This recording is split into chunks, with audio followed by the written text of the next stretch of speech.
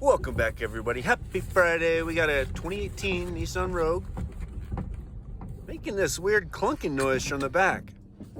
And I got a sneaky suspicion I found it before I even brought it in the shop. Oh, you hear that? That is freaking annoying. Let's go see if we can't find out what's going on. Oh, hey, Toot Man.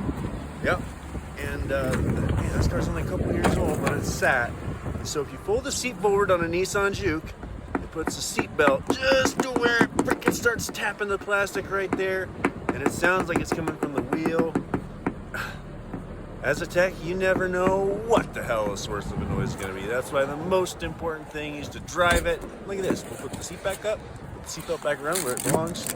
Oh man, those look dangerously good. Anyway, but look, hey, we fixed your noise. Happy Friday.